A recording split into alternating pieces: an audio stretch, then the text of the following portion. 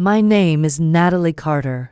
The sound of my sister Sophie's voice breaking in the hallway still echoes in my ears. Just minutes ago, she walked out of my office embarrassed and defeated after her disastrous interview at my company. Vertex Insights. It all began at our family's annual summer barbecue in Portland.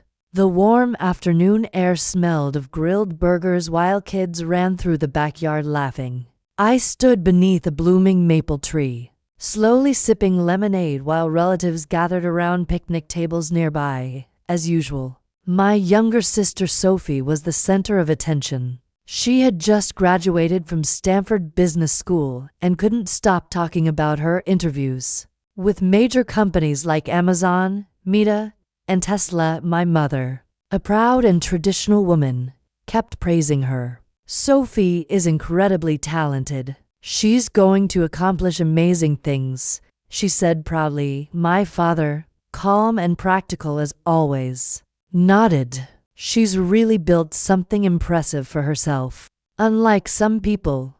He glanced sideways at me. I simply smiled and stayed quiet. They had always underestimated me. While Sophie followed the traditional path of elite schools and prestigious interviews, I had taken a different road. Years earlier, I built Vertex Insights from nothing but a tiny apartment, an aging laptop, and relentless determination. While Sophie was chasing famous company names, I was busy building my own company from the ground up. Then Sophie made an announcement that made everyone turn their heads. I have an interview tomorrow with Vertex Insights, she said excitedly. It's one of the most respected analytics firms in the country. They contacted me directly. Everyone cheered. My aunt handed her a glass of champagne.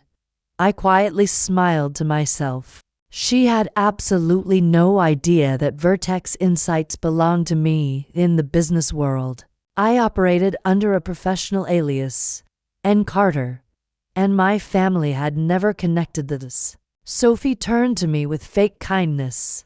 If I get the job, maybe I can help you land an entry-level position there, she said. It would be a good starting point for you. My mother nodded approvingly. That's very generous of you, Sophie. Your sister could really use some help. I calmly replied. That's thoughtful of you. Good luck with the interview. Sophie smirked confidently. Some people make their own luck, Natalie. You should try it sometime.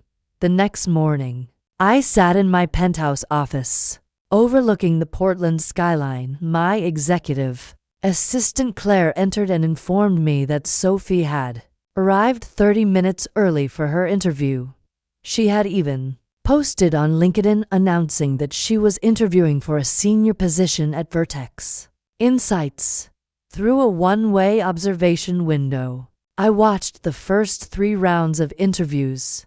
Sophie's confidence slowly began to crumble. The interviewers challenged her answers, questioned her strategies, and dissected her polished but shallow responses. By the time she reached the final interview, she looked far less certain. When Sophie finally entered my office, I was standing with my back toward the window. As I turned around, she froze. Her eyes widened. Natalie, you're the CEO. I smiled calmly, double quotes, yes, Sophie. While you were collecting degrees, I was collecting contracts.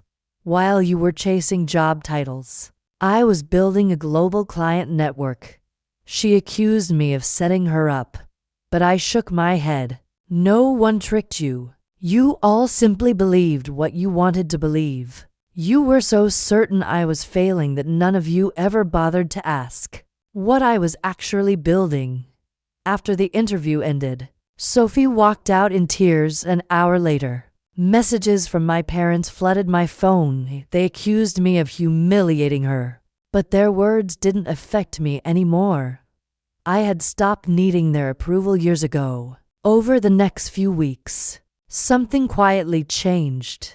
The old jokes about my little side project suddenly disappeared. Sophie eventually accepted A job at a small marketing agency. Nothing like the executive position she once imagined. 3 months later, a major business magazine published a feature story about me. The headline read, "The Quiet Visionary: How Natalie Carter Built a Billion-Dollar Analytics Company." While her family thought she was failing, I mailed copies to my parents and relatives. For the first time, they finally understood the truth.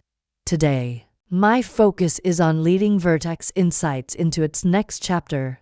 We're expanding operations into Asia, signing global partnerships, and mentoring the next generation of entrepreneurs.